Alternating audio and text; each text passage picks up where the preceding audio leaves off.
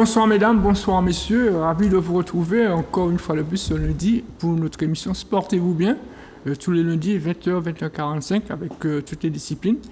Mais cette semaine, ce week-end, il n'y avait pas de mal puisque vous savez, les compétitions sont terminées et c'est l'heure des bilans. Et ce soir, nous recevons les présidents de ligue pour nous faire un bilan et les perspectives à venir pour la saison prochaine. Bonsoir Philippe. Bonsoir Clément. Tranquille? Oui, tranquille. Mais on aimerait bien retrouver un petit peu de compétition, mais les compétitions maintenant sont à l'international. Absolument, sauf qu'il y a du futsal en ce moment et nous y reviendrons. Donc pour l'instant, nous accueillons notre premier invité, le président de la Ligue de volleyball, Ronald Rigna. Bonsoir Ronald et merci d'avoir accepté notre invitation. Bonsoir Clément Marajo, bonsoir aux téléspectateurs. Et c'est toujours un réel plaisir de retrouver votre antenne. Et puis dans un instant, on va recevoir aussi le président de la Ligue de hand qui viendra aussi nous parler du hand, faire un bilan de la saison écoulée. Et puis un autre invité qui a l'habitude de venir sur notre plateau, c'est Guinale Guenta de Grand-Rivière. Oui, absolument. C'est un plaisir pour lui que de venir sur ce plateau. Alors, vous restez avec nous, nous reviendrons avec vous tout à l'heure. Permettez-moi de remercier Malina et Grégory pour avoir préparé cette émission pour nous. Et avant de commencer cette émission, justement, avec Guinale Guenta, nous parlerons d'un homme qui nous a quittés la semaine dernière. Il s'agit de Edmond Philibert, un volleyeur de Grand-Rivière qui était passeur, un formidable passeur de l'US Rivière, mais aussi de la sélection de Martinique. Il nous a quittés la semaine dernière et avec nous sur ce plateau, pour parler de lui, Guinale Guenta. Guinale Guenta, vous avez connu Edmond Philibert et vous avez tenu à venir faire un témoignage ici sur notre plateau de cet homme qui a fait les grands jours de l'US Rivière et de la sélection de la Martinique. Oui, de toute façon, nous parlons d'Edmond Philibert, mais c'était Grand-Rivière. C'était l'âme de Grand-Rivière parce que du petit Edmond Philibert, qu'il était de par sa hauteur et ses performances avec l'équipe de volleyball, c'est pour ça que c'est un monsieur qui nous a quittés, Edmond Philibert. Qu'est-ce que vous pouvez nous dire de lui? Il a commencé à jouer à quel âge? Depuis quand? Je ne pourrais pas vous dire à quel âge il avait commencé à jouer, mais moi-même, j'avais entre 12 et 17 ans. Je l'ai connu en train de jouer. Et ce qui nous étonnait et dont nous étions contents, c'est qu'il ne faisait pas partie des plus grands. Est-ce qu'il mesurait 1m70? Je ne suis pas sûr. Mais c'est un monsieur sur le terrain de volleyball parce que c'était un passeur qui faisait des choses que nous découvrons. Et puis, d'ailleurs, le dimanche matin, il n'y avait personne au bout de Grand-Rivière.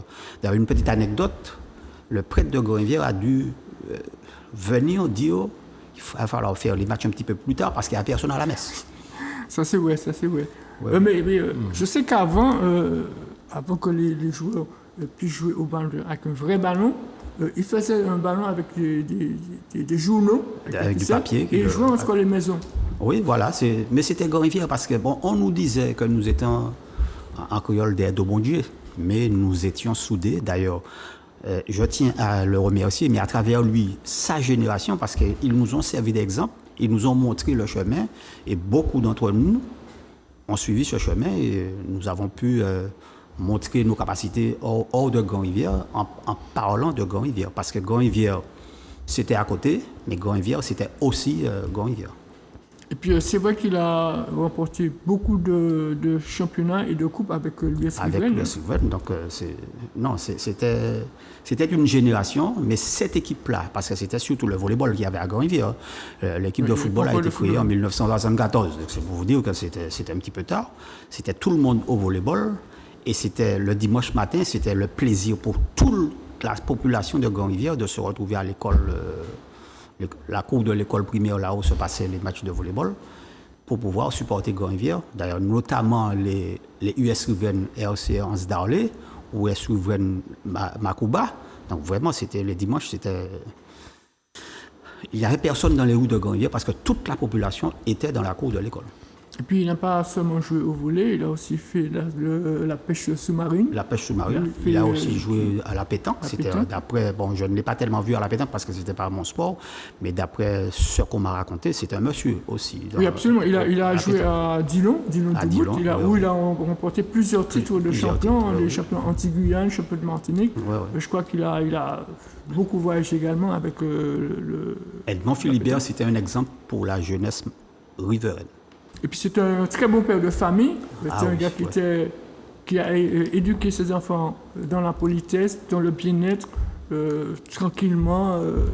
Comme tous les personnes de sa catégorie, d'ailleurs, il était très rare que nous passions à côté d'un de ces messieurs et ne pas leur dire bonjour. Parce que c'était une façon de leur montrer notre respect vis-à-vis d'eux. Et nous étions fiers, nous les jeunes de Grand-Rivière, d'avoir ces personnalités avant nous, parce qu'ils nous ont montré le chemin que beaucoup d'entre nous, encore une fois, ont suivi. Voici avec nous, on reviendra sur Edmond Philibert, sur ce qu'il a fait durant sa carrière. Permettez-moi aussi d'adresser mes sincères condoléances, associé à Zouk TV, à Daniel Jazz, un confrère de KMT, qui a perdu son fils la semaine dernière également. Donc, plus force à Daniel. Ça s'arrête au rappel d'un petit moment, un fils qu'on voit comme ça. Donc voilà, courage à Daniel Jazz. Philippe, vous l'avez connu, je crois, puisqu'il était à la radio actif également. Donc, moi, on l'a connu comme journaliste sportif. Au sein aussi de la Team News Sport, association de journalistes sportifs en association avec la radio, avec Radioactif du Marin. Donc c'est quelque chose ce qui lui est arrivé, ça c'est la chose qu'on ne souhaite même pas à son pire ennemi, de perdre son fils comme ça. Et donc nous nous associons donc à la douleur de la famille et nous souhaitons les plus sincères condoléances au nom de nous, au nom de tout le monde sportif et de tout le pays martinique. Donc on revient avec vous, Ronald Rina, vous êtes président de la Ligue de volley. Vous n'avez pas connu Edmond Philibert? Je viens de revoir les photos à l'instant. Effectivement, son visage ne m'est pas inconnu. Et je n'ai pas eu l'occasion de le côtoyer dans le monde du volleyball, bien sûr, mais là aussi, tous nos regrets, nos sincères condoléances à la famille riveraine du volleyball et à la famille riveraine tout entière.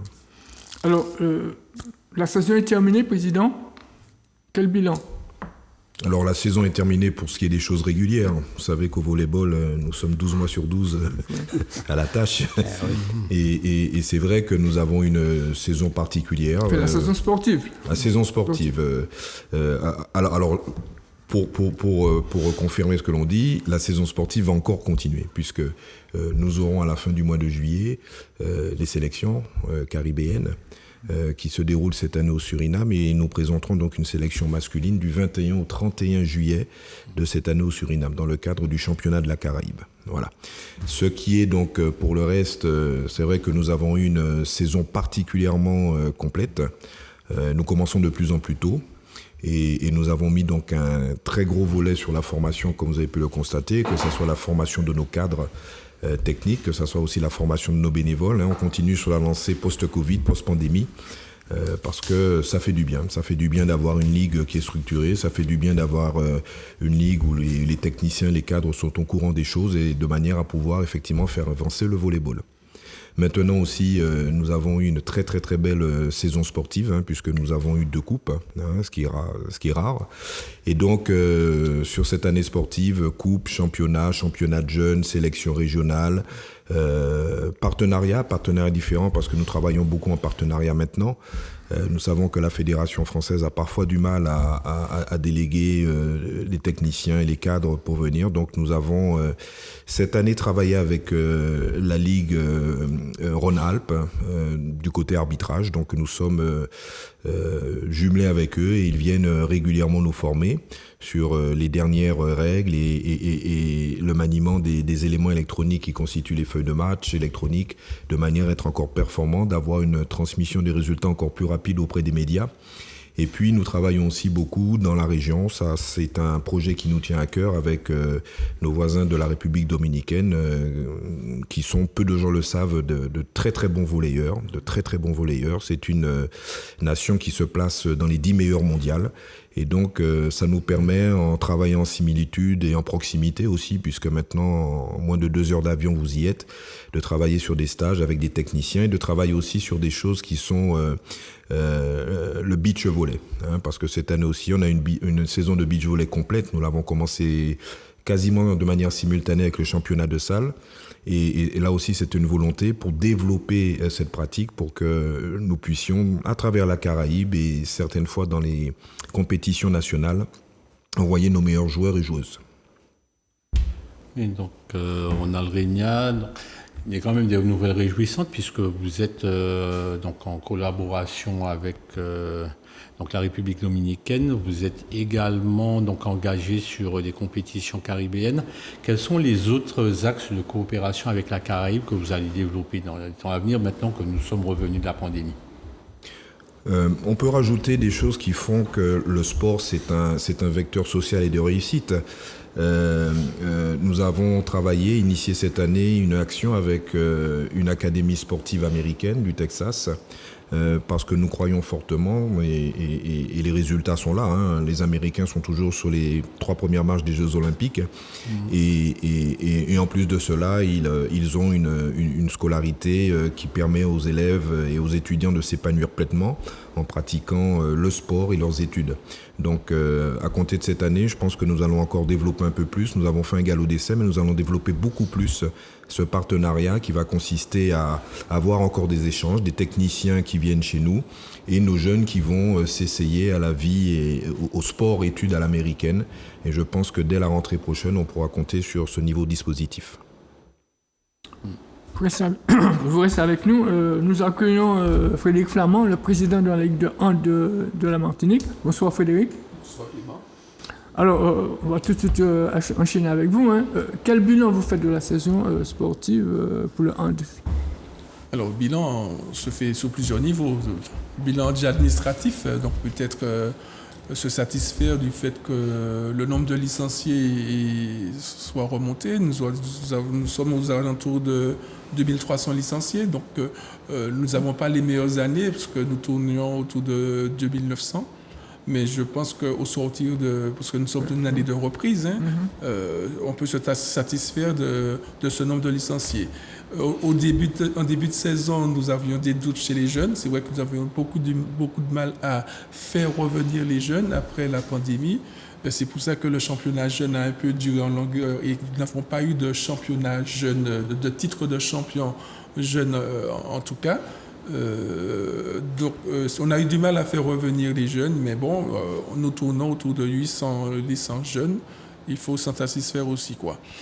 Pour la compétition, en compétition senior, il faut saluer les 2 beaux champions que sont l'Arsenal, qui a conservé son titre, et même aussi l'USC Citron.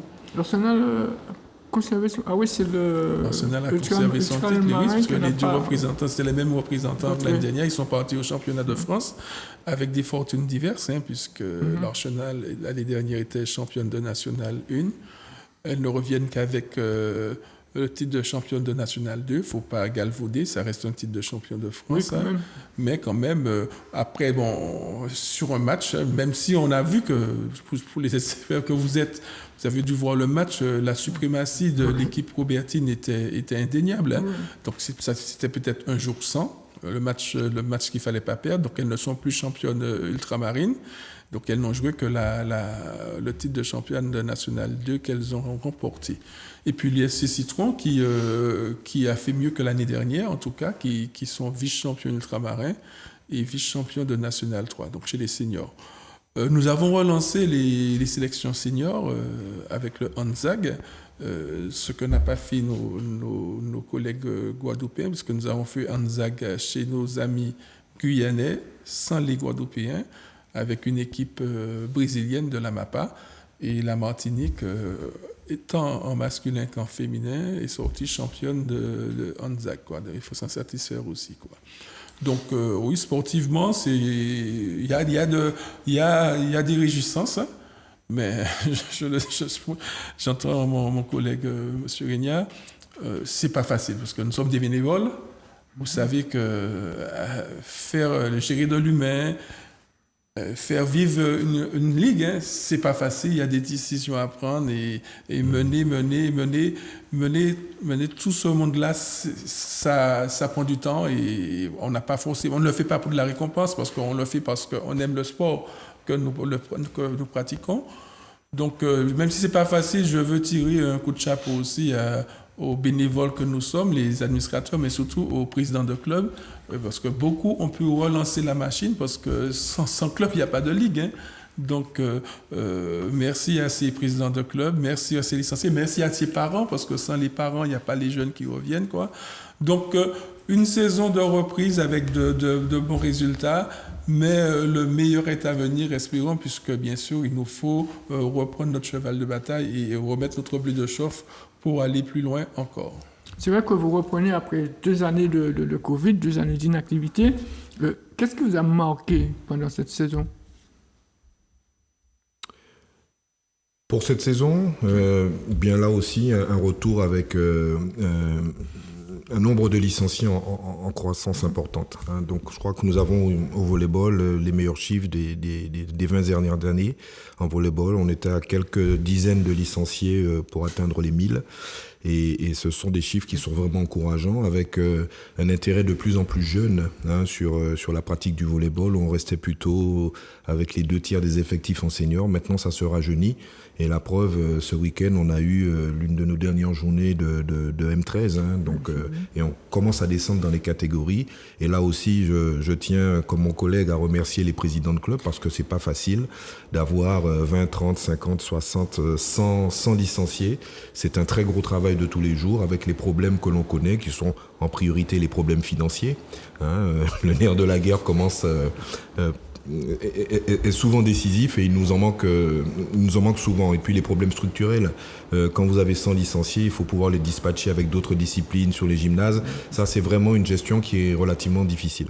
Justement, ma question était, qu'est-ce qui vous a satisfait cette saison et qu'est-ce que vous avez comme regret, justement?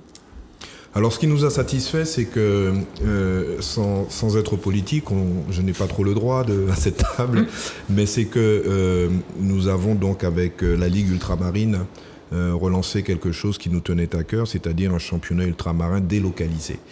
Cette année, il a eu lieu à La Réunion. L'année prochaine, j'ai entendu la Guadeloupe. Donc, ça veut dire que nous reprenons nos choses en main, que nous organisons et que nous montrons à nos publics locaux ce qu'est le volleyball dans l'ultramarin. Voilà. Et ça, c'est très important. Et on continuera à travailler sur ce qui est de l'ultramarin, mais aussi de la Caraïbe. Voilà. C'est vrai que le Réunion a fait bonne figure, hein, ce tournoi, mais il est tombé quand même sur une équipe de la Réunion semi-professionnelle. Oui, il y a beaucoup de retours. C'est ça qui nous manque ici. Comme dans le football, comme dans beaucoup de disciplines, comme dans le bal, il y a beaucoup de retours de Réunionnais chez eux. Ce qui nous manque parfois peut-être ici en Martinique. Et on a vu la supériorité de l'équipe de la Réunion. Mais je crois que le Réunion a offert une très très bonne prestation, nous a dignement représentés et que les clubs commencent à prendre goût à ce genre de compétitions qui sont des compétitions de très haut niveau, quoi. Et j'encourage justement les clubs à performer dans ce sens parce que c'est aussi un signe de visibilité, c'est aussi le moyen, avec l'aide de la Ligue, de rendre beaucoup plus probant et visible le travail qui est fait dans ces clubs. Frédéric, votre satisfaction et vos regrets? Il est toujours bon de se frotter à plus fort que soi, parce que c'est comme ça qu'on progresse. Et puis, à un moment, les choses tournent. Hein, donc, on le sait, on a eu le même problème à un moment avec le handball réunionnais qui était supérieur. Et puis, à un moment, on les a battus. On ne les bat pas tout le temps, parce qu'il y a plus de... ils sont plus nombreux que nous, il faut savoir. C'est que le volley va gagner la Réunion d'ici quelques années. Mais ça viendra, mais bien sûr, rien n'était possible. Rien n'était possible. La graine est plantée, voilà. Rien n'était possible, c'est un travail et on est là pour ça, quoi. Alors, ce qui m'a frappé, c'est pas forcément frappé, mais on s'est rendu compte combien, je reviens à ces jeunes licenciés, ces licenciés jeunes que nous n'avions pas, on s'est rendu compte encore plus combien le jeune est versatile. Et donc, c'est tout l'effort que ça nous demande d'être encore plus attractifs dans nos clubs pour attirer ces jeunes. Après, c'est sûr que nous devons, nous, Ligue, nous devons mettre ces jeunes au sport, quoi. Qu'ils fassent du volley, du hand, du foot, tant mieux, quoi. Mais il faut, parce que au sortir, votre question c'était ça, au sortir de ces 2 années, on a quand même eu du mal à faire revenir certains jeunes sur les terrains, à quitter ces manettes, etc., quoi. Donc, il faut se satisfaire que les jeunes sont revenus et c'est pas encore fini, quoi. On espère en gagner d'autres parce que c'est un problème de santé publique aussi, le sport. Il faut mettre un maximum de jeunes en sport, avant tout, pas forcément en compétition, mais il faut les mettre au sport, quoi. Et donc, nous, Ligue, au-delà de la compétition, nous pouvons aider. Au-delà de Sotosma a fait aussi un travail en ce sens avec la caravane sport jeunesse qui arrive au mois de juin. Donc, c'est très bien que le sport, que les ligues soient vecteurs de santé publique aussi. Oui, mais pour faire ces jeunes revenus aussi, il faut aussi la formation des entraîneurs. Il faut qu'ils aient des entraîneurs formés pour... Oui, c'est ça. Bien sûr que c'est ça. On parlait, pour former, il faut des entraîneurs, il faut de l'argent. Il faut de l'argent parce que c'est sûr que nous avons, au niveau de la Ligue, nous avons une équipe technique régionale, nous avons des formations, mais le plus souvent, pour faire monter en compétence ces entraîneurs, on s'aperçoit qu'à un moment, il faut les faire voyager, il faut les confronter à plus fort que soi, je disais, ou bien à d'autres. Et donc, c'est vrai, il faut pouvoir les faire voyager. Je me pose une question pratique au niveau des sélections, autant volleyball que... Est-ce que vous avez la possibilité de faire revenir des joueurs pro pour jouer avec la sélection martiniquaise? Je vois le sourire de mon collègue du handball. Non, c'est difficile. C'est difficile parce que... Alors, nous pouvons, sans aucun contexte, mais dans le contexte du volleyball caribéen, c'est très fort. C'est devenu très, très fort. Simplement pour expliquer, c'est que... tous les pays qui sont autour de nous, qui sont indépendants, ont reçu de l'argent, de la formation, de très haut niveau. Et donc, leur niveau monte. Et donc, pour aller dans les championnats et leur tenir tête, il faut que nous ayons les meilleurs joueurs. Oui. Mais qui sont nos meilleurs joueurs? Ce sont des joueurs qui, la plupart du temps, sont déjà inscrits sur les équipes nationales. Et à partir du moment qu'ils sont inscrits sur les équipes nationales, ils ne peuvent pas jouer avec nous. Voilà. D'accord. Donc, c'est une difficulté supplémentaire. Et donc, il faut que l'on soit excellent chez nous et compter après sur la disponibilité des joueurs qui sont, même en sélection de jeunes. Ils sont en jeunes, vous pouvez les faire jouer en senior, mais ils sont déjà inscrits avec un numéro de fédération internationale. Et ça vous bouge tout objectif. Voilà. Ah bon.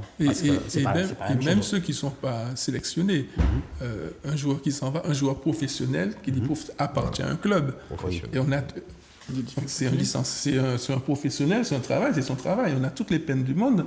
Parce que quand il vient en sélection, quand il vient dans nos ligues, il faut pouvoir le payer. Il y a des droits, il y a des assurances et tout. Donc je souris parce que je pense que monsieur regarde la Gold Cup. On n'a pas les mêmes moyens, il faut le dire. Oui, donc tant mieux pour le foot. Nous sommes tous sportifs à votre... On n'a pas les mêmes moyens. Donc, nous ne pouvons pas payer des joueurs à venir. Nous ne pouvons pas compenser la perte de salaire qu'ils ont. Donc, bien sûr, nous avons les jeunes, mais nous avons ces anciens professionnels, mais quand ils sont en fin de carrière, on les reprend. Nous avons des... Oui, je suis surpris d'entendre ça parce que je pensais que c'était normal qu'un joueur martiniquais évoluant en France ou ailleurs puisse revenir jouer dans la sélection de son pays, entre guillemets. Il y a des opérations qui se font là. Il y a des opérations privées. Je ne vais pas citer parce que c'est un nom. Il y a des opérations privées qui se font, quoi. Et donc ces joueurs viennent quand ils sont en vacances. Mais c'est pas la même chose. C'est pas la même chose. Mais pour représenter son pays dans des tournois officiels, c'est sur des saisons sportives. Et donc on ne peut pas libérer un joueur professionnel parce qu'il doit jouer. Sous ces périodes-là. Sinon, il faut défrayer, il faut des conventions avec... on n'en est pas là. Peut-être qu'on y viendra. Peut-être. Oui, il faut Pour savoir l'instant, qu'un joueur, on est lorsqu'il là. vient, il ne vient pas juste pour la compétition, il vient dans le temps d'acclimatation, de préparation. Et là, on passe directement au mois. Hein, Voilà, donc, donc, ça devient plus difficile. il faut lui payer son salaire. Vous restez avec nous, messieurs. On va faire un tour du côté du Futsal Cup. C'est une compétition organisée par la relève lamantinoise du Lamentin. Ça se passe au Palais des Sports du Lamentin. Une compétition qui a commencé depuis vendredi soir avec 16 équipes en lice, donc 4 groupes de 4. Et les compétitions se jouent en ce moment et la finale se fera le samedi 8 juillet.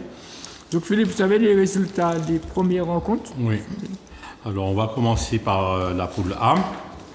Donc avec comme équipe le Sparta FC, la Vista, les Spartiates, le Thème Youpi et donc les résultats ont été les suivants. Donc les Spartiates ont battu la Vista 3-0, le Thème Youpi a battu le Sparta FC 5-1, la Vista a battu le Sparta FC 4-2. Donc les Spartiates ont battu le Team Youpi 3-2. Les Spartiates ont rebattu donc le Sparta FC 10-0. Et la Vista a battu le Team Youpi 3-2. Ce qui donne au classement. Donc les Spartiates en tête avec 9 points. Devant la Vista 6 points. Troisième le Team Youpi 3 points. Et le Sparta FC qui a clos la marche avec 0 points. En poule B. Donc avec le 509 H-Team, la SWE, le FC Superboc et la relève matinoise, l'équipe qui reçoit. Donc 509 H-Team donc a été fait match nul avec le FC Superboc un but partout. Donc la relève lamantinoise a battu la SWE 1-0. La SWE a battu le FC Superboc 1-0. La relève lamantinoise a battu le 509 H-Team 4-1. Et ce qui donne au classement, donc en tête la relève lamantinoise avec 6 points. Devant la SWE 3 points, le 509 H-Team 1 point et le FC Superboc avec 1 point également. Troisième poule, la poule C. Donc le FC District a battu la Masia ZT 4-3. Les Followers ont battu Castilla 7-0. La Masia ZT a battu Castilla 4-3. Et les Followers ont battu le FC District 2-0. Ce qui donne au classement. Donc en tête les Followers avec 6 points. Devant le FC District 3 points. La Masia ZT 3 points. Et le Castilla qui ferme la marche avec 0 points. La dernière poule. Donc le Charo Squad 400 degrés a battu la vieille école 5-0. Le GIF a battu le SKPP 250. A été battu par le SKPP 250 4-2. Le Charo Squad 400 degrés a battu le GIF 3-0. Et le SKPP 250 a battu la vieille école 3-0. Ce qui donne au classement donc le Charo Squad 400 degrés en tête avec 6 points, en compagnie du SKPP 250 également avec 6 points, et ferme la marche le GIF et la vieille école avec 0 points. Alors pour ce qui sera de la suite de la compétition, donc, demain mardi et mercredi vont se dérouler les quarts de finale en match aller-retour. Donc jeudi et vendredi vont se dérouler les demi-finales également en match aller-retour. Et la finale se déroulera samedi, mais cette fois-ci sur un seul match. Donc on notera également que jeudi et vendredi se joueront les demi-finales féminines entre donc d'une part la relève matinoise contre l'équipe Fax et d'autre part le Racing Club de Rivière-Pilote, cher à notre ami guinéen Elegienta, et le club franciscain. Donc ça, c'est une affiche qui est vraiment une affiche aussi bien en football à 11, masculin et féminin, qu'en futsal. Alors, il faut savoir que ce soir, en ce moment, on se joue la dernière journée de la phase qualificative et l'intérêt sera porté sur le groupe C, où 3 équipes peuvent prétendre au quart de finale, c'est-à-dire Follower, FC District et la Masia ZT. Donc, aucune de ces équipes n'est encore sûre d'être qualifiée. Donc là, ça sera un beau match. Donc, si vous avez le temps, vous pouvez encore vous rendre au Palais des Sports du Lamentin. Voilà. Guinale Quinta, qu'est-ce qu'on peut ajouter d'autre sur Edmond Philibert? Edmond Philibert, c'était pour nous un grand frère. Comme beaucoup d'entre eux, je ne vais pas tous les citer, mais c'est vrai que nous étions encadrés Et ils nous ont montré le chemin encore une fois. Et Edmond Philibert, de par sa petitesse du point de vue auteur, était un grand monsieur. Pourquoi? Parce qu'il savait ce qu'il voulait et il le faisait rejaillir sur les jeunes de ma génération à peu près. Et ça nous a montré le chemin que nous avons suivi pour la plupart d'entre nous. Et puis en plus de ça, en plus de faire du sport, il aimait jouer au domino et à la belote. Il paraît-il qu'il était un grand champion, un grand patron et que personne ne le battait. Oui, enfin ce monsieur, est-ce qu'il a été touché par la main de Dieu? Sans doute, hein, parce qu'effectivement, tout ce qu'il entreprenait, il y avait de la réussite au bout. Et bon, ça a permis à certains d'essayer de l'imiter. Nous ne sommes pas tous arrivés, mais en tout cas, j'aime bien le répéter. Il faisait partie de ceux qui nous montraient le chemin et nous aider à essayer à marcher dans ses voies. Et même au niveau de son métier, parce qu'il était bijoutier, tant que son travail n'était pas fini, n'était pas bien fait, il ne livrait pas voilà, la donc, commande. non, avec lui, ce n'était pas les choses à peu près, c'était en entier. Voilà. Ronald Régnard, c'est vrai qu'on n'a pas discuté de la Nationale 2 cette année. Pour quelle raison? Alors, là aussi, c'est un paradoxe. La Réunion faisait trop loin, rapidement, la Réunion faisait trop loin pour les clubs de métropole. Voilà. Ils n'envisageaient pas de dépenser des sous pour faire Paris, la Réunion, parce que nous avons des convictions qui sont différentes. Nous avons un combat à mener qui est aussi à un autre niveau. Et c'est pour ça que je disais que ça avait été une très grande réussite sportive, ce qui avait été fait par nos amis réunionnais. Et il faut que ça continue parce que ça va susciter aussi des... On n'est pas loin des sélections régionales après, si vous voulez. Donc ça donne encore quelque chose d'envergure plus importante, puisque je rappelle que sur cette compétition, donc il y avait bien sûr la Réunion, le pays organisateur, les organisateurs, il y avait Mayotte, il y avait la Martinique, la Guadeloupe et la Guyane. Et parce qu'ils ont été pris de court, devaient venir aussi à cette compétition la Nouvelle-Calédonie, Wallis et Futuna et Tahiti. Donc ça peut faire quelque chose de relativement intéressant, surtout en termes de volleyball, puisque les pays du Pacifique sont vraiment à un très haut niveau. Et donc, si vous voulez, je parlais de la graine que l'on a plantée aujourd'hui, mais il faut arroser pour que l'ensemble de ces ligues ou fédérations, puisqu'il y en a, puissent continuer à jouer et travailler. Et après, si les clubs métropolitains veulent se joindre à nous, ça serait un plaisir. Alors, une nouvelle saison va commencer, président Flamand. Quelles sont vos perspectives pour cette nouvelle saison? Qu'est-ce que vous avez promis? Est-ce qu'on aura d'autres choses? Alors, une équipe de France, par exemple, qui viendra en Martinique. Avant de commencer la nouvelle, nous allons terminer celle-là, parce que...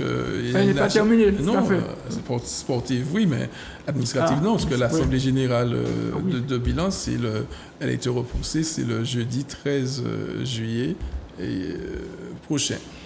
Donc, nouvelle saison. Il faut se dire que nous serons en dernière année de mandature, quoi. Donc, c'est peut-être pas le moment de se lancer dans des grands travaux, ou je ne sais pas, faut pas avoir les yeux plus gros que le ventre. Parce que, bon, je vous le dis, vous le savez peut-être que là, le handball se prépare à traverser des moments un peu difficiles, parce qu'avec le départ de la CTS, la CTS s'en va parce qu'elle a fait valoir ses droits d'habitation. Donc, nous sommes en train de pallier, de recruter pour que le pôle fonctionne, parce que le pôle espoir, et justement, vous me parlez de bilan, surtout la filière masculine a eu de beaux résultats. Ceux que vous connaissez, ils ont été finalistes, je crois, et puis même aux Interpol, ils ont fait 4e dans la filière masculine. Donc, il faut que même quand quelqu'un s'en va, qu'on puisse, personne n'est irremplaçable, hein, il faut pouvoir que les choses reprennent et même continuent de plus belle, quoi. Donc là, nous sommes plus en recherche de remettre les choses à plat. Et puis, comme je disais, en dernière année de mandature, surtout avec les Jeux Olympiques, avec tout ce qui s'annonce, le passage de la flamme, avec terre de jeu, etc. Je pense que ce n'est pas le moment de faire des annonces ou aller aussi loin. Peut-être que pour la prochaine équipe, c'est peut-être plus facile en début de mandature de lancer des choses comme ça, quoi. Vous dites la nouvelle équipe. Est-ce qu'en lançant des travaux, est-ce que cela ne servirait pas à une réélection du président ou du comité? Voilà. Est-ce que ça veut dire que Frédéric Flamand n'a pas l'intention de se représenter? Vous avez bien entendu mon propos tout à l'heure, je disais comment la difficulté de gérer de l'humain et tout. Donc nous sommes avant tout des hommes de devoir. Moi, je n'ai pas choisi d'être président. Je me suis retrouvé là surtout par circonstances, et puis je suis un homme de devoir, parce que ça fait plus de 20 ans que je suis commissaire, que je suis à la Ligue, quoi. Mais c'est vrai qu'à un moment, il faut penser à soi, à un moment, il faut... Bien sûr. Donc ça veut dire que Félix Flamand ne sera pas président la saison prochaine? Je n'ai pas dit ça, parce que... normalement, pour moi, un bon président doit avoir préparé sa succession, parce qu'on aime notre sport, on ne va pas partir, et puis après moi, le chaos, etc. Il faut avoir préparé les choses, quoi. Donc, on va voir. Il reste une année d'expectative. Donc, oui, je vais chercher. On va voir s'il y a des remplaçants et s'il y a des postulants. Des postulants, oui. Et puis, préparer une nouvelle équipe. Rien n'est exclu, quoi. Mais il faut savoir que, oui, ce n'est pas automatique. Ce n'est pas tacite co-conduction. Alors, Président, je vais vous poser la question inverse. Est-ce que on arrive à la fin de votre mandature? Est-ce qu'on verra Ronald Grigna à nouveau président de la Ligue, et quelles seront vos perspectives? Là encore, 2024, et si la santé va bien, 2024 c'est encore loin, hein, donc je n'ai pas encore décidé.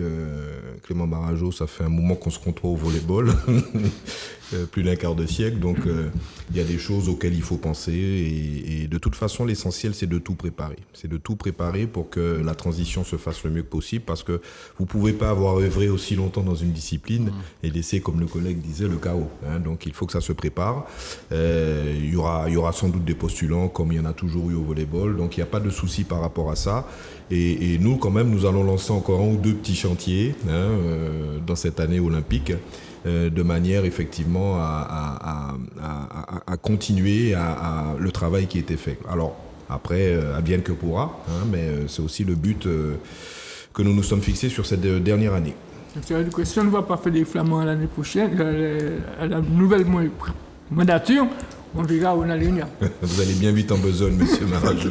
Alors, question pratique, est-ce que vous sentez qu'il y a un engouement derrière autant le volleyball que le hand, hein? Est-ce que les jeunes sont intéressés? Est-ce qu'on sent que... Oui, je peux vous dire que les jeunes sont intéressés. Et le tout, c'est de leur proposer, ce que je dis de manière très rapide, il faut leur proposer de bons repas. Il faut leur proposer quelque chose qui soit bon à manger. Absolument. Et une fois que le repas leur plaît, ils adhèrent. Il faut leur proposer la diversité. Vous savez, les jeunes, ça se fatigue très très vite. Et donc, il faut sans arrêt, de notre position de responsable de ligue, avoir cette idée de renouvellement, de proposer de nouvelles choses. Donc, ce sont les 2 ou 3 opérations que nous allons mettre en place, surtout pour les jeunes, parce que nous avons, contrairement aux collègues, un déficit en jeunes. Et donc, on verra ce que cela peut donner pour le futur. Oui, Président Flamand, on parlait tout à l'heure... au niveau du volleyball, donc collaboration avec la Caraïbe et également engagement des équipes martiniquaises dans des championnats caribéens. Qu'en est-il du côté du handball? Alors, on sait que nos équipes de jeunes ont déjà fait de très bons tournois caribéens. Alors, je ne sais pas si la question tombe à propos, puisque justement en ce moment... nous avons reçu une invitation pour que les clubs champions participent à un tournoi de la Confédération nord-américaine. La Martinique appartient à la Confédération nord-américaine et Caraïbes, quoi. Il y a une confédération sud au niveau de la grande zone américaine. Donc, ils nous ont invités pour participer à un tournoi des clubs champions. Cette année, l'USC Citron est en train d'essayer, on est en train administrativement de préparer les choses, parce que nerf de la guerre, l'argent, il faut y aller. Vous vous rendez compte que le tournoi se fait à Porto Rico, et il n'y a pas de... Donc ce serait de mémoire du 16 au 23, de mémoire, oui. Il n'y a pas de ligne directe. C'est une ligne directe qui existait pourtant. Peut-être sur ce jour-là, il nous est proposé justement de faire donc du Martinique, Saint-Domingue, Porto Rico. Vous vous rendez compte de la difficulté qu'on nous rajoute? Donc sur un budget qu'on avait mis sur le transport à peut-être 10 000, c'est doublé puisqu'il y a 2 avions. Voilà les difficultés concrètes auxquelles on est confronté. On ne parle même pas de l'hébergement. il y a des droits d'inscription, etc. Donc c'est vrai que c'est intéressant d'aller vers la Caraïbe, la Grande Caraïbe, parce que nos politiques nous parlent de coopération économique, etc. Qu'en est-il de la coopération sportive? Parce que au-delà du volley, du handball, etc., oui, de l'escrime, il y a de grands champions d'escrime à Cuba, etc. Donc avant, moi, le tout hexagone, non, c'est fini. Bon, c'est vrai qu'il y a encore le championnat, on y va, quoi. Mais à un moment, il faut se défaire de cette tutelle. Bon, je ne renie pas, parce que nous sommes affiliés à la Fédération française de handball, mais à un moment, il faut... Et j'applaudis, sincèrement, j'applaudis le fait que le tournoi des champions se fasse de façon tournante dans des ligues ultramarines. Quoi. Nous espérons le faire au niveau des sélections. Parce que c'est vrai que les clubs sont quand même... sont quand même intéressés à aller encore en France hexagonale parce que il y a quand même le titre en jeu.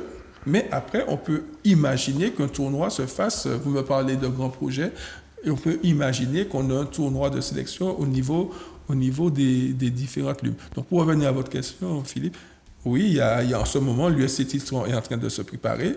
Ils n'ont pas fait de cagnotte, mais s'il y a un bienheureux donateur, un bienfaiteur qui peut les aider, mais on serait bien content que l'USC Citron participe à ce tournoi où il y a des Mexicains, des Américains, des Canadiens, etc. Donc, je peux vous envoyer la formule du tournoi, mais normalement, contacter le président Blizès d'ailleurs, mais ce serait une bonne chose qu'il puisse y aller. Alors, au départ, c'était masculin-féminin.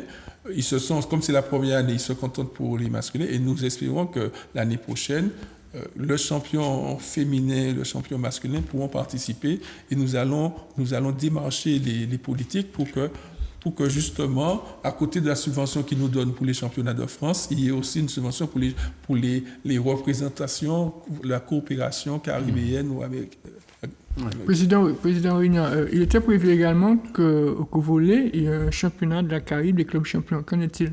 Oui, c'est un projet qui existe toujours. Hein. C'est un projet qui est initié par la République dominicaine, qui n'a pas pu voir le jour cette année, parce que vous avez vu que les calendriers étaient extrêmement ténus. Et c'est un projet qui sera réalisé sans doute sur 2024. Ça fait partie des 3 ou 4 projets dont j'ai parlé tout à l'heure. Et dans un premier temps, il devrait accueillir une demi-douzaine d'équipes, hein, et puis grossir par la suite des choses, puisque le volleyball dans la Caraïbe est très très bien structuré par l'appartenance à des confédérations comme la Norseca qui sont très fortes, et puis des sous-confédérations comme la Casova à laquelle nous appartenons et le Civillet pour d'autres pays comme Sainte-Lucie, comme tous ces pays-là. Donc c'est possible. Alors je vais peut-être jeter un pavé dans la mare, mais est-ce que vous vous sentez soutenu par la collectivité ? C'est une question qui est délicate. Qui est pas délicate, hein, tout simplement, il faudrait qu'il y ait encore beaucoup plus d'efforts au regard des enjeux que vous avez. Absolument. Je ne vous remets pas en mémoire quelques images de la France métropolitaine de ces jours derniers. Notre travail, il est considérable. Lorsque le président flamand dit qu'il a 2900 personnes, le volleyball, on a 1000, et je passe le basket, je passe le football, vous vous rendez bien compte de la quantité des jeunes que l'on maintient en place et que l'on structure. Le jour où il très bien la chandelle d'augmenter cette subvention pour se sentir plus aidé, non pas seulement pour avoir de l'argent, mais pour pouvoir mener à bien ces projets qui sont structurants. Mais je pose par rapport à votre question, j'espère qu'il n'y a pas que l'aspect financier, parce que, comme je le disais, l'enclavement, dans l'occurrence, les plans de vol, l'enclavement aérien, il faut qu'on puisse voyager plus facilement d'une île à l'autre. Ce n'est pas normal, ce qu'on vit là. On ne peut pas se déplacer d'une île à l'autre comme ça sans pas... Non. Il faut vraiment revoir cela. Vous savez, les 2 grands chantiers que nous menons au niveau du CETOSMA et au niveau de toutes les ligues, à savoir le prix des billets. Oui, mais le prix, nous avons un accompagnement. Vous avez bien vu qu'il y a les politiques qui font des enquêtes. Mais bon, pour l'instant, les seules retombées qu'on a, c'est l'ADOM. J'entends des annonces, mais c'est que pour les étudiants. Je n'ai rien entendu pour les sportifs à ce jour, quoi. Donc c'est vrai, non, mais il y a des aides. On ne va pas jeter le pavé dans la mare. Il y a des aides, au niveau des collectivités.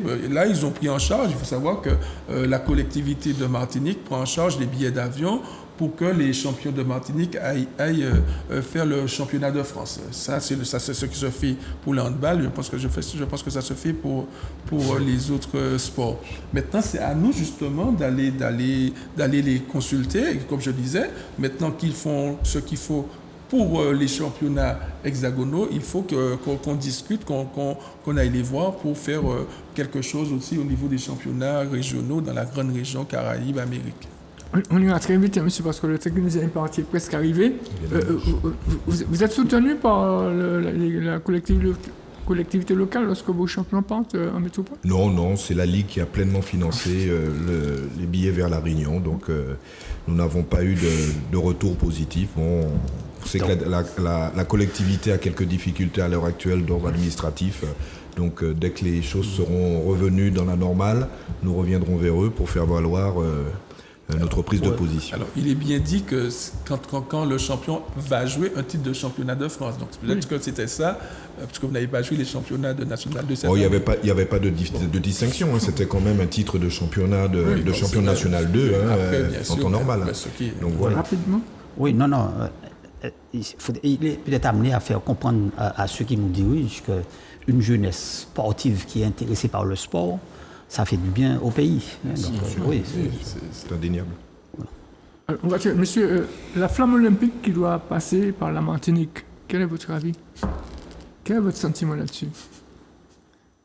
Alors, ayant entendu certaines personnes parler d'une grosse somme d'argent, peut-être qu'on devrait les mettre dans les ligues pour permettre à faire avancer. 80 000 euros, il est question. Est-ce qu'une flamme qui traverse le pays va faire du bien au sport martiniquais? Ça, ce n'est pas sûr.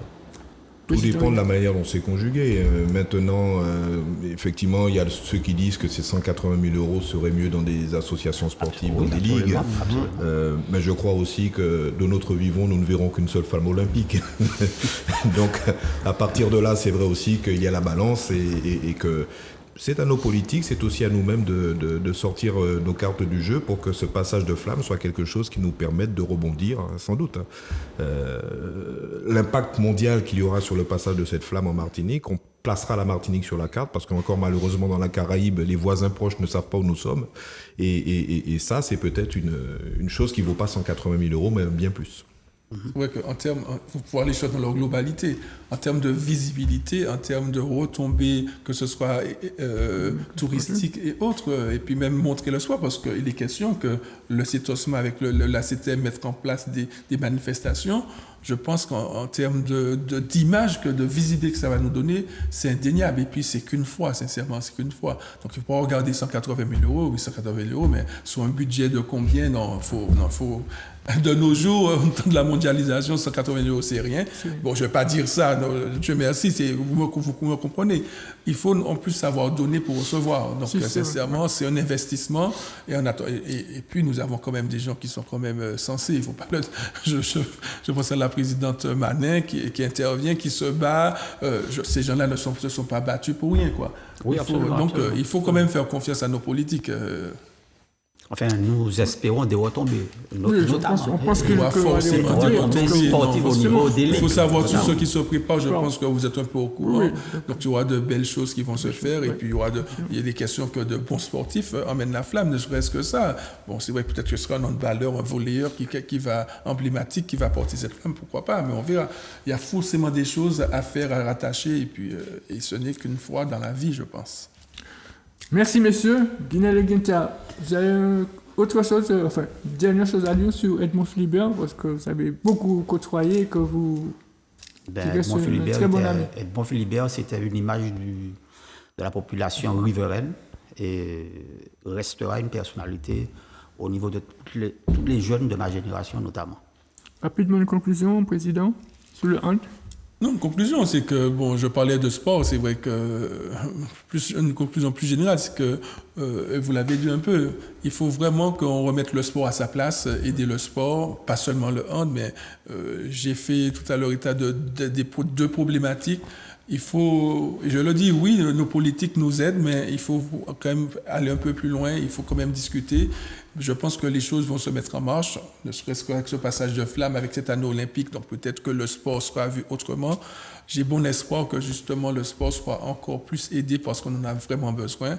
Alors, de la crise du bénévolat, je vous le dis, c'est difficile. Il faut quand même nous aider à garder espoir et à mener à bien nos projets. C'est comme ça que nous allons rendre le sport attractif, que nous allons rendre nos ligues attractives. Président. Oui, quelques remerciements.